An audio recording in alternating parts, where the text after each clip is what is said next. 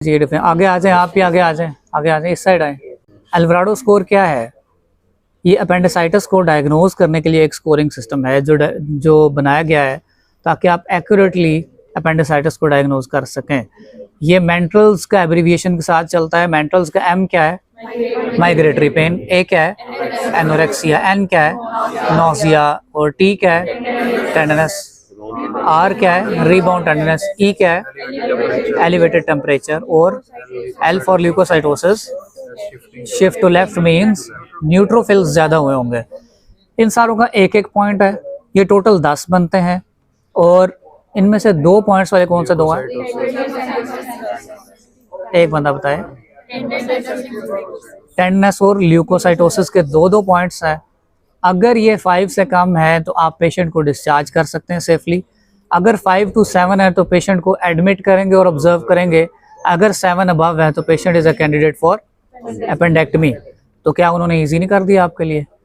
But याद रखिएगा ये जो है एक्चुअली अपेंडिक्स क्लिनिकल डायग्नोसिस है और जो सर्जन का अपनी असेसमेंट होती है उसकी बेसिस पे हम यूजुअली डिसाइड कर रहे होते हैं कि ओपन होना है कि नहीं।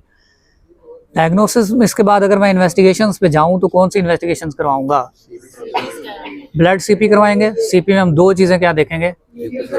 न्यूट्रोफिल्स और ल्यूकोसाइटोसिस। अच्छा, और क्या कौन सा टेस्ट करवाएंगे? यूरिनारी। यूरिनारी करवाएंगे। क्यों यूरिनारी पहले करवाएंगे? क्योंकि ये 2 बड़े ज़्यादा मिमिक करते होते हैं। तीसरे नंबर पे अगर फीमेल पेशेंट है तो और क्या करवाएंगे? बीटा HCG या यूपीटी, वो बाद में आते हैं रेडियोलॉजिकल की तरफ। चाहे मैरिड है चाहे अनमैरिड है, if she is a fertile patient जो अपनी एज में है, यंग नहीं है अब, तो उसका आपने करवाना होता है। हमारे यहाँ क्या होता है कि हम करवाते थे, सारी ट्रेनिंग में सब क्या करवाते थे, बट पेरेंट्स को यूजुअली इन्वॉल्व नहीं करते थे।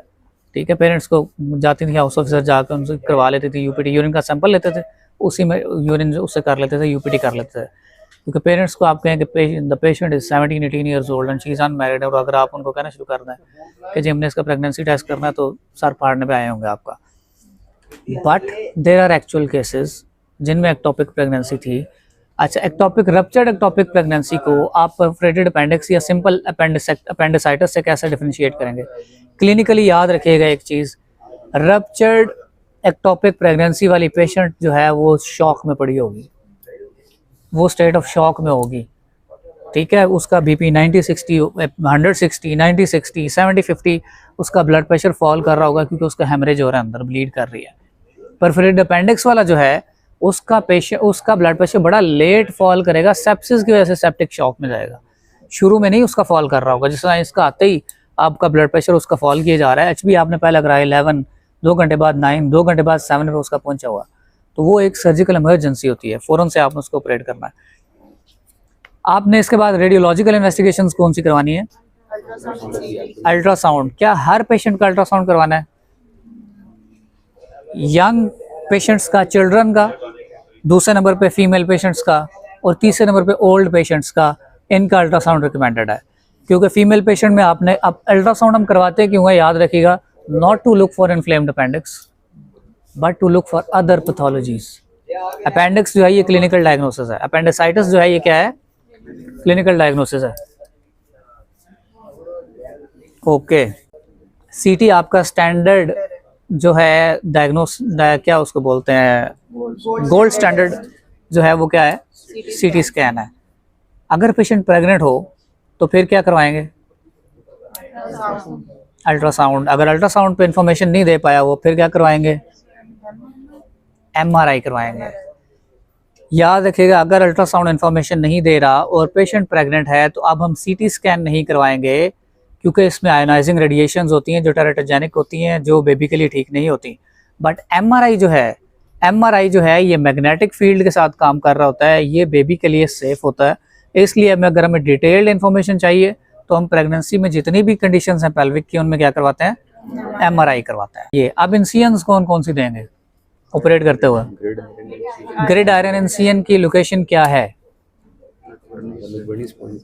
वॉल पर मार्कर पड़ा किसके पास? दिखाएं, थोड़ी सी कमीज ऊपर करूंगा मैं आपका। जी, अम्बलाइकस, और ये एंटीरियर सुपीरियर आइलिक स्पाइन, इन दो के दरमियान मैं एक लाइन ड्रॉ करूंगा। ये लाइन लगाऊंगा बाद में हटा लीजिएगा। दो के दरमियान एक लाइन मैंने लगाई। इस लाइन का ये वाला जो है नज़दीक है, ठीक, ये इसका मीडियल 1/3 है, ये इसका सेंट्रल 1/3 है, और ये इसका क्या है, लेटरल 1/3। तो लेटरल 1/3 और मीडियल 2/3 का जो पॉइंट है जिस पे ये मिल रहे हैं, this is called McBurney's point.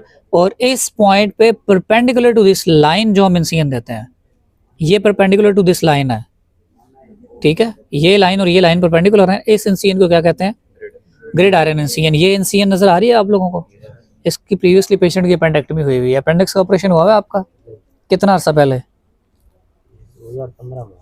बाद में थोड़ी बहुत ओबेसिटी फैट से वो उसके नीचे आई हुई है, बट एक्चुअली ये ग्रिड आयरन इंसियन है।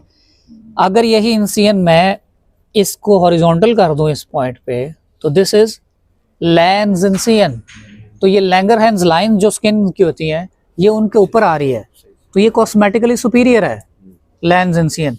बट ये जो मैकबर्नीज पॉइंट पे हमने दी थी ग्रिड आयरन इंसियन, अगर रिट्रोसिकल अपेंडिक्स हो, ये तो इसको मैं क्या कर सकता हूँ, एक्सटेंड कर सकता हूँ। तो इसका तो कॉस्मेटिकली सुपीरियर लेंस है, बट फंक्शनली सुपीरियर कौन सी है, ग्रिड इंसियन। तो आप देखेंगे जो स्टैंडर्ड इंसियन है, जो ट्रेडिशनल इंसियन है, वो कौन सी है, ग्रिड आयरन है।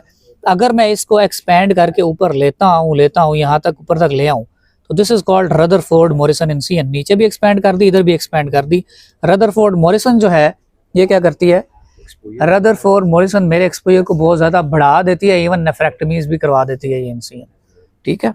तो रदरफोर्ड मॉरिसन होगी, ये आपकी लेंस इंसियन होगी। उसके अलावा लोअर मिड लाइन इंसियन देते हैं परफोरेटेड में या मेजर लेप्रोटमीज करते हुए। तो ये आपकी इंसियंस होगी अपेंडेक्टमी के लिए। मैकबर्नीज पॉइंट जिस बाबा जी ने दरियाफ्त किया था, उसी 18th सेंचुरी में इतनी अपेंडेक्टमीज की कि वो कहते थे कि appendicitis comes to McBurney, appendicitis to see the patients of appendicitis. ये इसकी तरफ आते हैं। किन पेशेंट्स में बगैर अपेंडिसाइटिस के एक्यूट अपेंडिसाइटिस डायग्नोज हुए, हम अपेंडिक्स निकाल देंगे। प्रोफाइलेक्टिक अपेंडेक्टमी नहीं है ना, मजेदार क्वेश्चन नहीं, मतलब आप उसको गिफ्ट देंगे कि आपकी लिप्रोटमी कर रहे थे। It is not a vestigial organ, no more considered a vestigial organ. कुछ साल पहले तक consider, now it is a lymphatic organ जो जिसकी मिजेंट्री ठीक ठाक आपकी इन्फेक्शन को कंट्रोल कर रही होती है। किन पेशेंट्स में बगैर किसी रीज़न के अपेंडेक्टमी कर दी जाएगी, this is called prophylactic appendectomy. अभी आपको याद आएगा, एक वाक़या सुना होगा कि एक रशियन फिजिशियन था जो 18th सेंचुरी में अंटार्कटिका में पोस्ट हुआ था किसी मिशन के साथ, और उसको खुद ही अपेंडेक्टमी, उसको अपनी अपेंडेक्टमी खुद करनी पड़ी, अपेंडिसाइटिस हो गया। वहाँ पे कोई आ ही नहीं सकता था, तो उसने लोकल लगा के 1 घंटा 40 मिनट के अंदर शीशा रख के, एक हाथ से यहाँ पे शीशा था, एक हाथ से अपने मसल इंसियन कटिंग करता, ओपन करता, और इस प्रोसीजर के दौरान वो 2 दफ़ा बेहोश हुआ खुद, फिर होश में आया, फिर उसने कंटिन्यू किया अपना प्रोसीजर, उसने अपनी अपेंडेक्टमी की। वो बहुत फेमस रशियन फिजिशियन इस वजह से हो गया कि उसने अपनी अपेंडेक्टमी की थी। तो जो पेशेंट्स अंटार्कटिका जा रहे हैं फॉर एनी मिशन, जो सॉरी पेशेंट्स नहीं, तो जो लोग अंटार्कटिका जा रहे हैं, नॉर्थ पोल पे जा रहे हैं, किसी भी मिशन पे, चाहे ट्रैवलर हैं, उनका क्या किया जाता है, प्रोफाइलेक्टिक अपेंडेक्टमी। और ये जो अपेंडिक्स है, पहली सर्जरी जो अपेंडेक्टमी हुई थी 17 हर्निया की सर्जरी से 200 साल पहले शुरू हो गई थी, 2 सेंचुरीज पहले शुरू हो गई थी हर्नियाज की जो है ना, वो सब करने शुरू हो गए थे। और एक सर्जन था एमियॉन्स उसका नाम था, वो एक बच्चे ने सुई खा ली, वो सुई गल्फ कर गया। उसकी सर्जरी करने के लिए, इधर उस बच्चे का हर्निया था, एमियॉन्स हर्निया का सर्जन था, हर्निया की सर्जरी कर रहा था, तो उसको हर्निया के दौरान अपेंडिक्स उसके अंदर मिली, जो उसकी सैक थी उसके अंदर अपेंडिक्स मिली, उसने इसकी अपेंडेक्टमी कर दी। So this is the first ever reported appendectomy. उससे पहले क्या करते थे, वही लीचेस रख दी हैं, या कोई प्लांट्स बेस्ड ट्रीटमेंट दी जा रही है, या प्रेयर्स हैं, प्रीस्ट के पास ले गए, प्रेयर्स कर रहे हैं, दम चल रहे हैं, ठीक है, ये चीज़ें थी। एमियॉन्स वाज द फर्स्ट पर्सन जिसने हर्निया की सर्जरी करते हुए क्या किया, अपेंडिक्स कर दी। और उसमें भी तीसरा मज़ेदार बात क्या थी, वो बच्चा सुई खा क्या हुआ था, अब चौथी मज़ेदार बात यह है कि आजकल वो हर्निया जिसके अंदर अपेंडिसाइटिस उसका कंटेंट हो उसको कहते हैं एमियॉन्स हर्निया, जिसका मैकल डायवर्टिकुलम भी इसके नज़दीक है।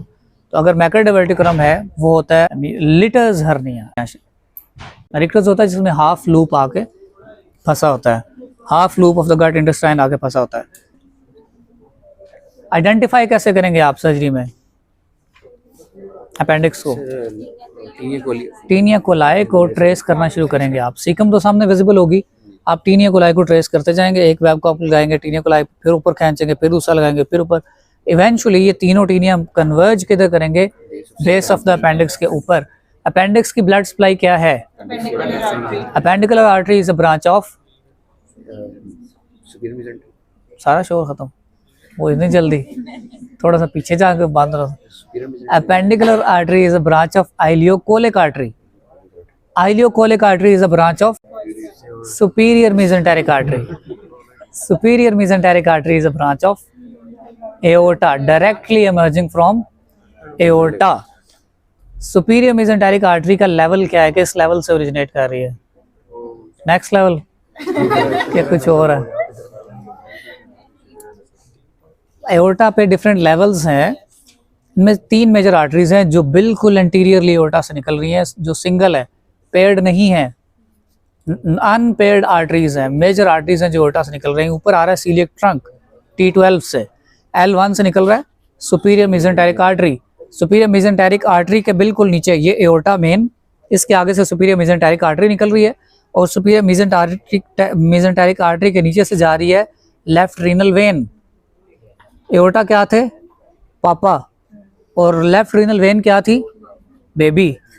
तो इसकी जरूरत हुई इसके आगे से गुजरने की, तो जब ये इसके आगे से गुजरी है तो पापा ने क्या किया?